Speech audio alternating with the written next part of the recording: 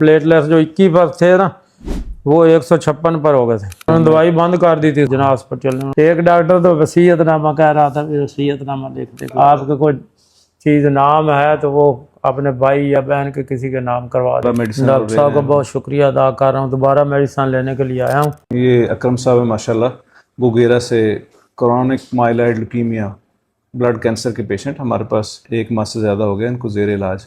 आप ज़रा सूरत हाल बताएं कि क्या कैफियत थी जब आप आए थे?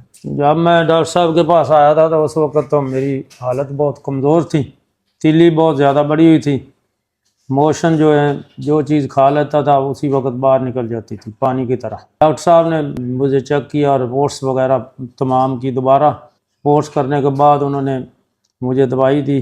तो इंशाल्लाह 1 माह के दवाई के बाद मैं इंशाल्लाह अपने आप को बेहतर महसूस कर रहा हूँ। तो तीली भी हमारी बहुत कम हो गई है, खून पैदा हो रहा है, हमारी जो नाड़ें हैं जो खून की ये चल रही हैं, पहले तो बिल्कुल मालूम नहीं होती थी, तो अब काफ़ी बेहतर हो गया। डॉक्टर साहब की इलाज काफी बेहतर तो मुराद की।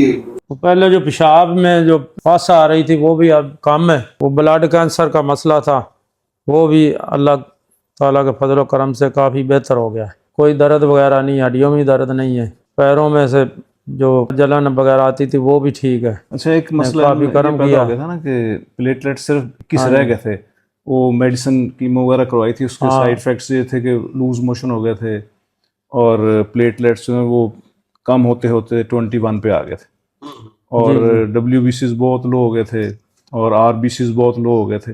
प्लेटलेट्स जो 21 पर थे ना वो 156 पर हो गए थे।